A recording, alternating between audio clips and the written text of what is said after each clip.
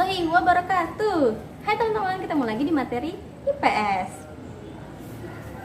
Oke, setelah kita belajar tentang kerajaan-kerajaan terbesar di Indonesia, kali ini kita akan melanjutkan kisah dari Indonesia. Nah, di mana di akhir-akhir masa kejayaan kerajaan, bangsa-bangsa asing ini mulai masuk ke Indonesia, teman-teman, karena melihat potensi dari Indonesia itu sangat-sangat besar, rempah-rempahnya, hasil tambangnya, tanah luasnya, perairannya itu sangat berpotensi untuk dimiliki mereka, dikuasai.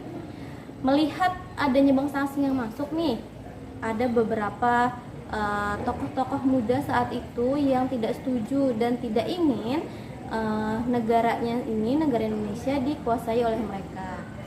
Nah, akhirnya mereka melakukan perlawanan terhadap para kolonial, para bangsa asing dengan perjuangan-perjuangan yang mereka lakukan.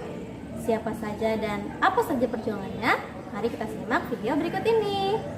Beberapa tokoh pahlawan yang berasal dari berbagai wilayah di Indonesia. Cut Nyak berasal dari Aceh. Beliau mengawali perjuangan dari tahun 1873 sampai 1908. Perjuangannya adalah bersama Teku Umar melakukan penyerangan terhadap Belanda di daerah Melaboh. Sisingamangaraja 12 berasal dari Sumatera Utara. Pada tahun 1883 sampai 1884, kala itu Sisingamangaraja menjadi Raja Toba. Bersama pasukan bantuan dari Aceh secara ofensif menyerang kedudukan Belanda antaranya Uluan dan Balige pada Mei 1883 serta Tanggabatu pada 1884. Dewi Sartika berasal dari Jawa Barat.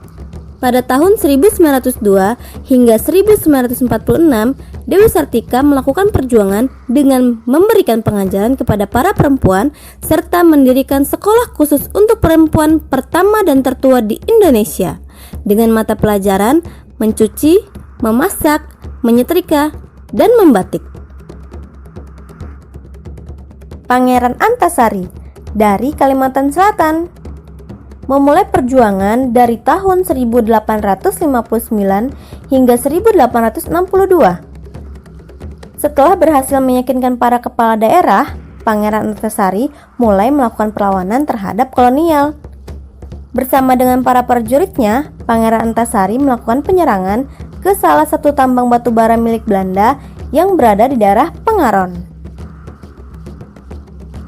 Silas Papare dari Irian Barat atau Papua Barat. Beliau melakukan perjuangan mulai dari tahun 1942 hingga 1962. Silas Papare memperjuangkan Irian Barat atau Papua dari kolonialisme di Indonesia. Demikianlah beberapa tokoh pahlawan Indonesia yang tercatat dalam sejarah. Nah, teman-teman, gimana nih videonya tentang beberapa tokoh pahlawan yang insya Allah menambah pengetahuan teman-teman ya. Misalkan ada Silas Papare tadi, ternyata pahlawan yang berasal dari Papua yang memperjuangkan pembebasan Papua. Kemudian ada lagi Pangeran Antasari dari Kalimantan Selatan, kita menjadi tahu lagi ya. Ada juga Ibu Dewi Sartika yang berasal dari Jawa Barat. Nah, beliau-beliau itu ada yang berjuang bahkan sebelum kemerdekaan Indonesia itu diproklamirkan oleh Bung Karno.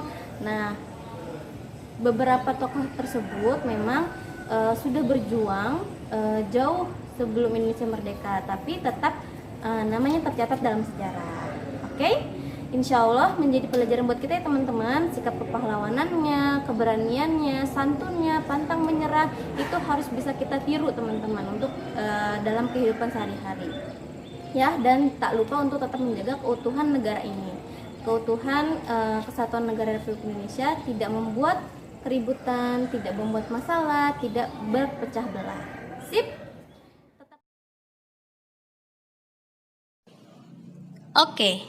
Tugas teman-teman di HC4 ini adalah mencari kembali informasi terkait dua pahlawan lagi, yaitu Pangeran Diponegoro, dan Kapten Patimura.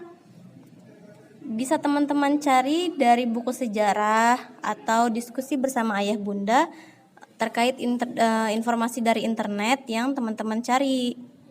Meliputi apa saja?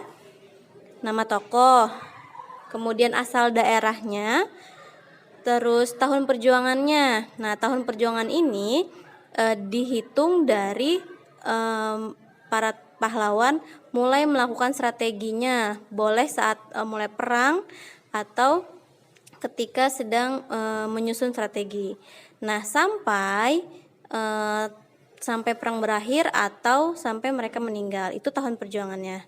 Dan yang terakhir adalah informasi terkait perjuangan singkat yang dilakukan oleh para pahlawan. Contohnya tadi Silas Papare melakukan perlawanan terhadap kolonialisme Belanda untuk membebaskan tanah Papua.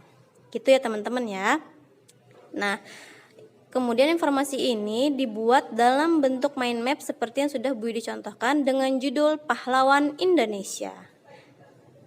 Mudah bukan? Tetap semangat dan tetap menjaga kesehatan. Semoga bermanfaat materi PS kali ini. Sampai ketemu di materi berikutnya. Assalamualaikum warahmatullahi wabarakatuh.